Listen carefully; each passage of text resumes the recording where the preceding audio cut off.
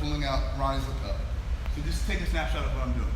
I got my feet on his hips, and I pull out the lapel on one side. Not too crazy, right? So far, so good. And then I'm gonna go delahiva. So I'm gonna raise my butt, and I'm gonna go right here. Really, really simple.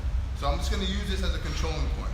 I could have started the move from here, to be honest, but I want to get you guys used to going from feet on the hips to delahiva. This is delahiva. My foot's anchored around the hamstring. I'm grabbing his heel, and I'm controlling. And this doesn't constitute delahiva. This is just a lapel control. But this is delahiva. This is delahiva. Created by the great delahiva, actually. That's actually his name. So I have that control. I have that heel, right? Now I want to start negotiating a lapel guard, which we've been working a lot. So I'm gonna take my foot out and put my foot on the hips. What happens sometimes, the guy might start to square his hips up like this, really quick. And he has a good combat kind of base. He does. I can feel a lot of pressure coming in. I'm just gonna relax my left foot. So I'm gonna put my foot right over his leg.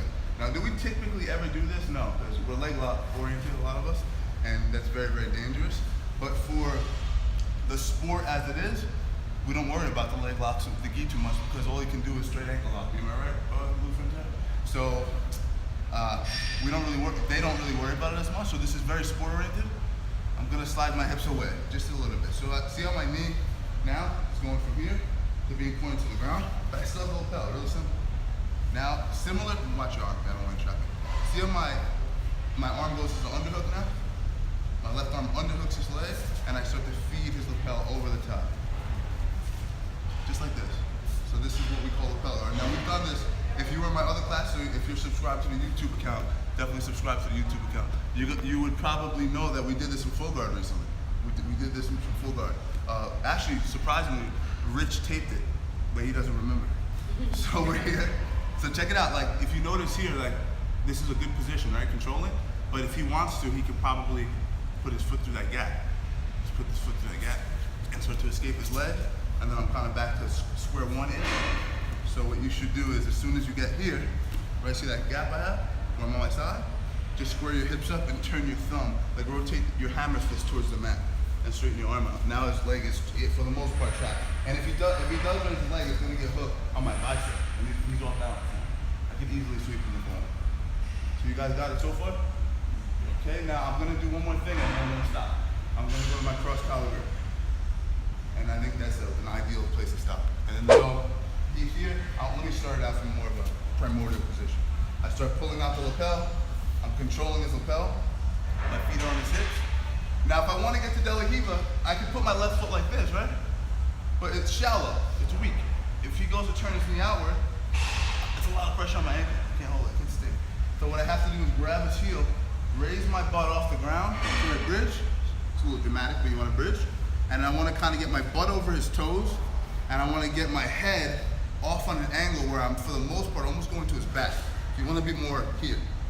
Now, do I always sit on the guy's toes? Absolutely not. But it is something you should start thinking about more because you can feel it. Your foot is anchored to the ground. And I'm in position to start going for a ton of other opportunities in terms of deep delahiva. I put my butt on his toes, ideally, but the main concept is that I have an angle so that he can't really turn his knee out to affect my ankle. Very, very simple, right? Now, what does he do as a response to the delahiva? He squares up. He squares up, which is surprisingly common. He doesn't want me to get to his back, right? So simple, simple enough. Now I'm just gonna put my foot not on the hip. I'm gonna lay my leg over his hip, like almost like you're giving him an Achilles lock. And then I offset my body. So I'm on my side. Underhook the leg, watch arm.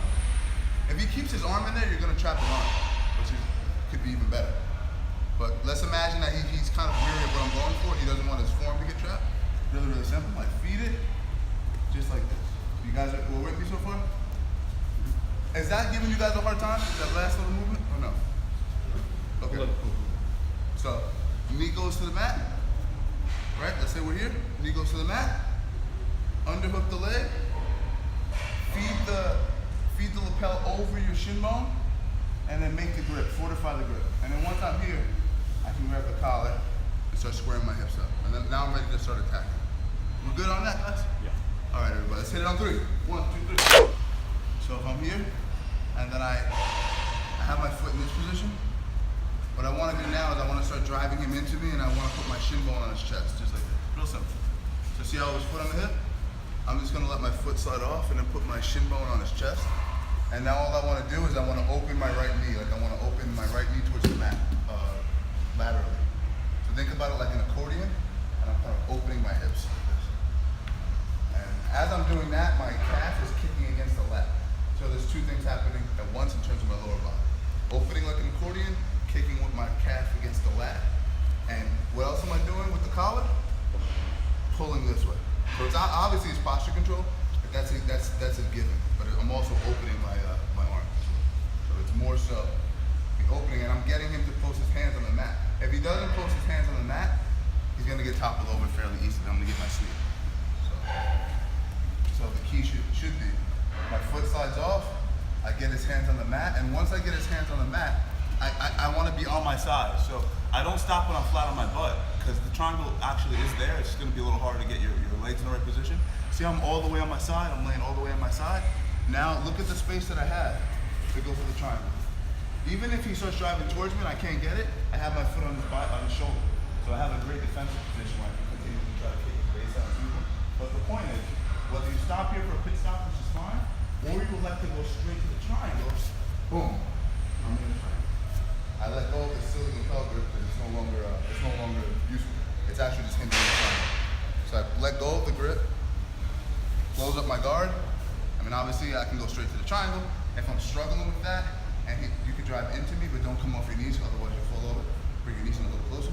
If he's starting to try to stack me like this, I'll grab the head and I'll stay on your knees. Because if I do this triangle with you off your knees, you'll roll over. Controlling the head, I can angle my hips. Knee towards the mat, left leg straight, left leg in front of the shoulder, head control, lock with the triangle, indefinite. It's incredible pressure.